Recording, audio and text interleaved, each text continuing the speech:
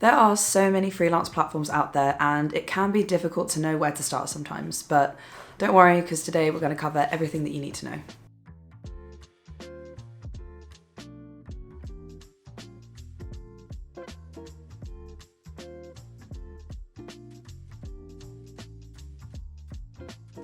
Hello everyone, welcome to this week's video.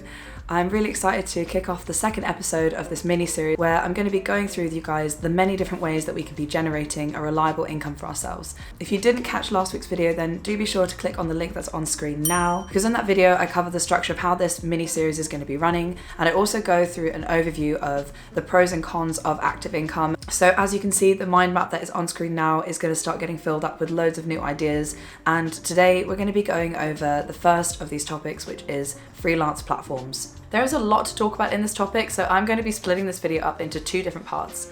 In the first part, I'm going to be going through with you some of the platforms that are out there and outlining their differences and similarities, as well as their downsides and benefits. In part two, I'm going to be giving you guys some tips and advice for success on these types of platforms based on my own experiences, as well as going through some mistakes that I think you probably should avoid.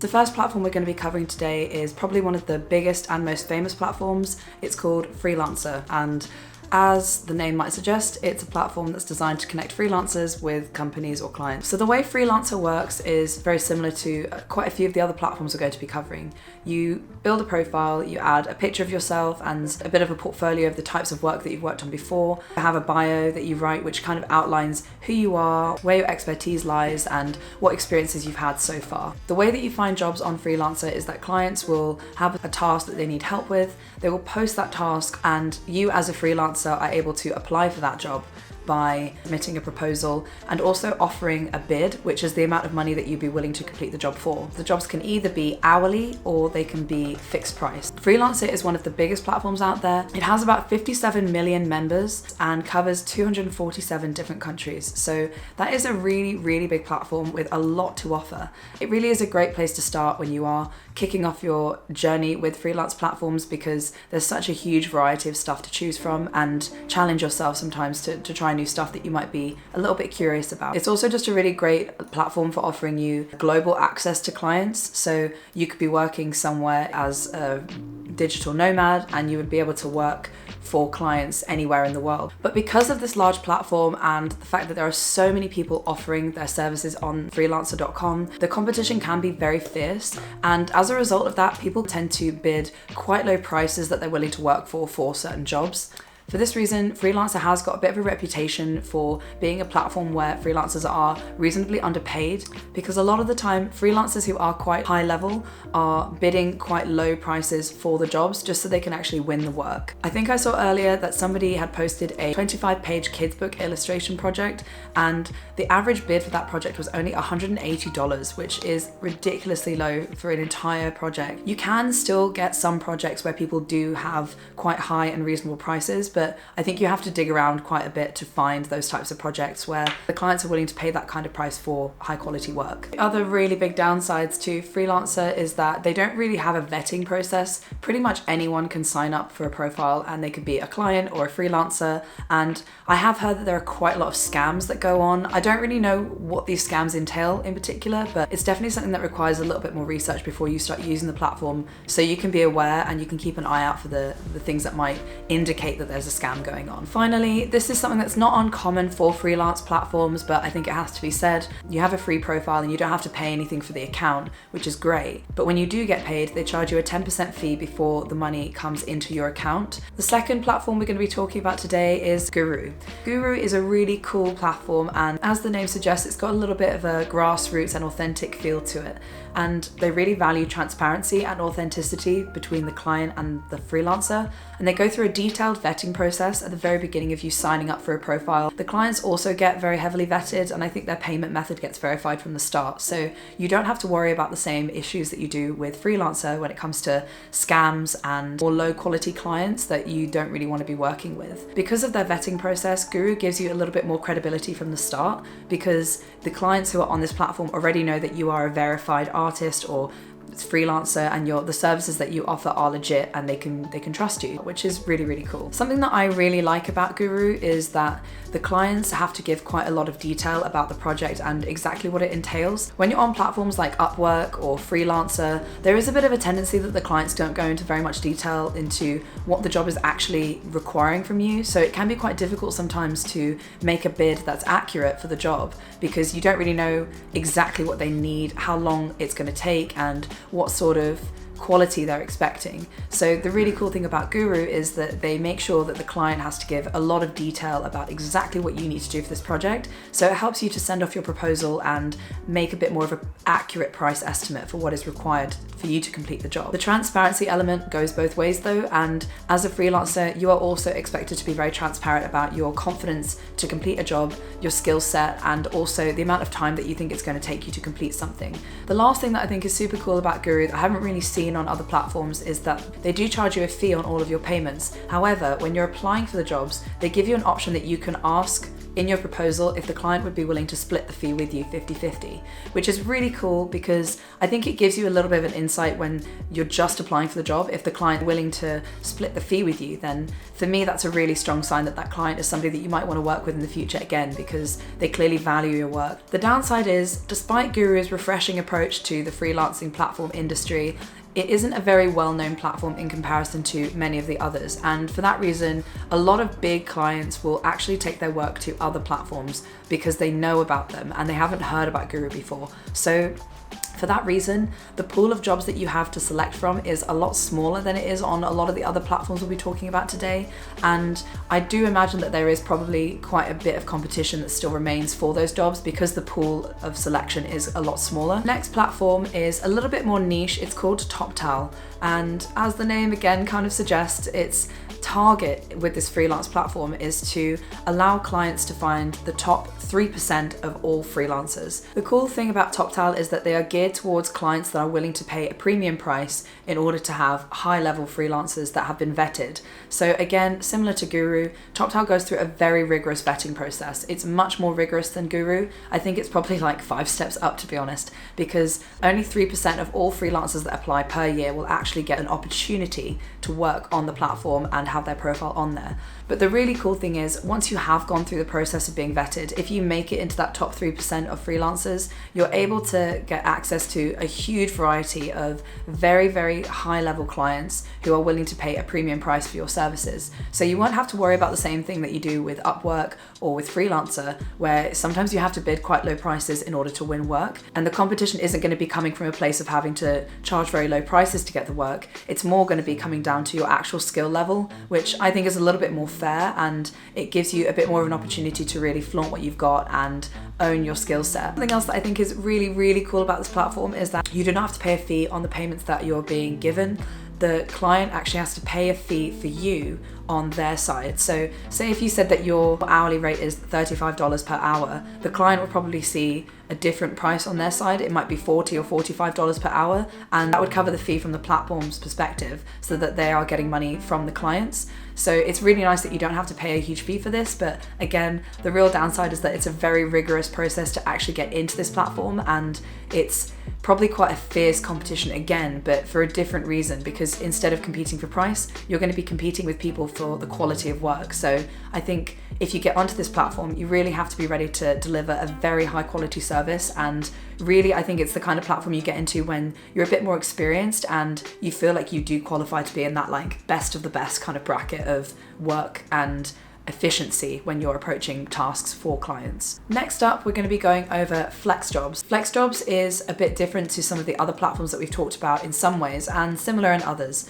in that it's not really aimed at just freelance gigs, although there are many, many freelance gigs on there. It's also heavily geared towards allowing people to find remote work on flexible hours. So that could include part-time work or full-time work as well. They're really geared towards allowing people to put in the amount of time that they are willing to give per week, putting in flexible work hours depending on their travel or lifestyle schedules, and they're then able to find part-time jobs contracting gigs or full-time jobs that they can work on fully remotely. It's a really great opportunity for people who are transitioning into the freelance lifestyle, but maybe you want a little bit more of a secure active income. If it's something that you're interested in, I definitely recommend checking out Flexjobs, because the other platforms we've talked about, once you finish a job, you kind of have to look for other jobs, and there's no guarantee that you're going to find other jobs straight away. Whereas with this one, you could potentially have a part-time job that you're working remotely in the industry that you are wanting to freelance in. And you could also be looking for contracting jobs where you can be making maybe larger sums of money in a bit more of an infrequent manner. The downside of Flexjobs is that you have to pay for a membership in order to be a part of this platform. And you can try the membership for just a month for $25, and the membership prices go all the way up to $59.95 for a year. So it's not super expensive, but the downside of applying for a long-term membership of this kind is there's no guarantee that you're going to get the job. So you might just end up paying for the platform without really getting anything back. You have to sort of weigh up if that's something that you're willing to risk in the beginning of your freelance career. But if you have skills that you feel confident that you can offer to people and you're looking to break into this kind of area, then I definitely think that there is a huge opportunity, and it's quite likely that you will find a job even if it takes a little bit of time on this platform. And the last in this sort of similar type of freelance platform that we're going to be talking about is Upwork. And Upwork is the second biggest platform of this kind after Freelancer.com, and it offers a very similar experience in terms of the service. Once again, you build a profile, you upload information about yourself and your portfolio, and you bid for jobs that clients have posted.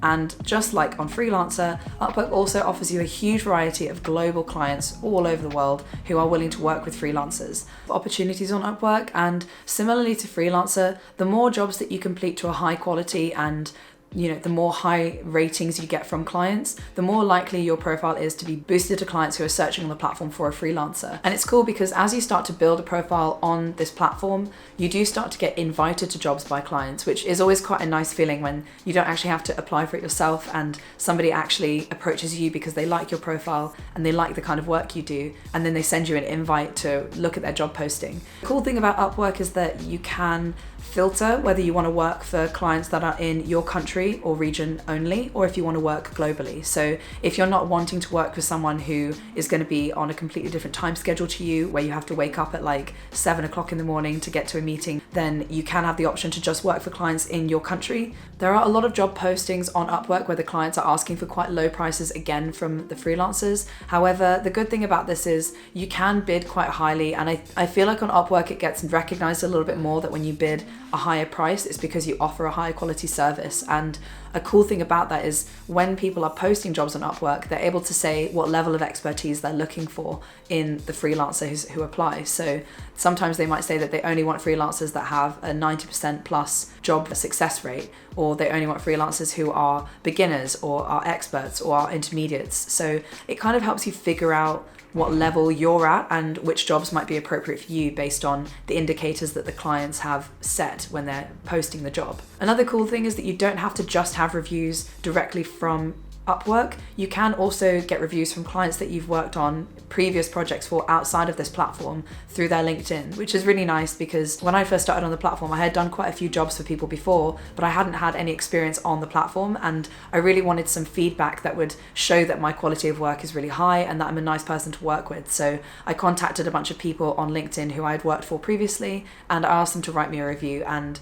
they wrote me really great reviews, which I think really helped me to get a lot of work in the beginning. The downside to Upwork is you have to pay a fee on the payments that you are being given, and sometimes that fee can be quite hefty. When you first start working for a new client, Upwork will charge you 20% over anything that you make under $500 and 10% over anything over $500. So that can be quite an astonishing amount of money that's just going missing out of your account. The user interface design can also be a bit clunky sometimes, and it can be a little bit confusing when it comes to particularly logging hours for hourly rate projects. I found it really difficult to figure out what I needed to do on those types of projects. The competition is equally fierce because there is such a wide variety of clients and freelancers on there. And again, it can be quite difficult sometimes when you're applying for jobs. There might be like 30 to 50 proposals that are sent off for a single job, and you are competing with quite a lot of people. So you need to be able to write a really good proposal, and it can be a little bit of a learning curve sometimes, but overall, I definitely think it's worth it, and the variety of amazing projects that are on there are really interesting, and you'll definitely be, once again, very spoiled for choice when you're looking for the kinds of jobs that you would like to work for on this platform. Finally, last but not least, we have Fiverr. It's probably the most famous freelancing platform amongst both freelancers and regular people, and it works quite differently to a lot of the platforms that we've talked about today, in that as a freelancer, you think about a service that you are willing to offer to clients, and you create a job posting where you outline a 3-tier or 4-tier or 2-tier process where clients can pay a certain amount of money to access a certain level of that particular service. So for example, if you're a logo designer and you create 3 tiers for your logo design service, the first tier could just be a monochrome single color logo PNG with no other details. The second might be a complex logo that has text and also offers a variety of different colors. And the final tier might be a colorful logo that has text and also animates as well. So clients will pay a higher price depending on the tier that they have selected. Clients can also see the stuff that you've done for other people on this service, so they have a bit of an idea of the types of work that you've completed for others before, and they can give you reviews as well, which can really help people to feel that your service is credible and reliable. The cool thing about the platform is that you are able to offer a service in something that you're very confident in, and you'll be repeating a very similar task so many times that you're really going to strengthen your ability in that particular service. So again, using the logo design as an example, if you do like 1,000 logo designs on this platform, you're going to get really, really good at designing logos. Because there is such a huge competition, people do charge extremely low rates for these types of services. And because the name Fiverr kind of suggests that it's only going to cost you about £5 to do something, there are many freelancers that are really lowballing their prices to be competitive, and I think you can pretty much always expect that the prices that you're going to find on Fiverr will be cheaper than anywhere else that you're going to find them. And for that reason, it's not a platform that I would recommend staying on for very long. It's great if you are just starting out and you have a particular service that you're very confident in that you want to offer and practice. But I don't think it's somewhere that you should be staying for a very long time, because I think it really limits the amount of variety that you're going to be getting in terms of your workload. It's not really going to be challenging you very much outside of your comfort zone, and I don't think it's really going to allow you to grow or get paid very well as a freelancer in the long term. But it's a great place to start if you're a little bit intimidated by the idea of applying for jobs and not really getting anything back. It's a great way for people to come to you. But again, if you want people to come to you, you probably will have to make your prices quite competitive. So that's a compromise that you have to weigh up for yourself and decide if it's worth it.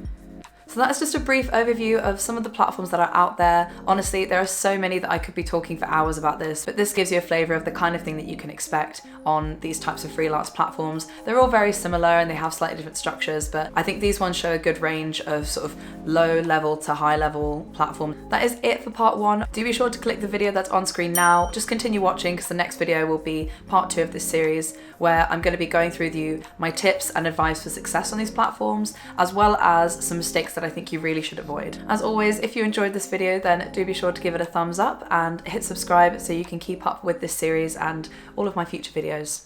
See you guys in part 2.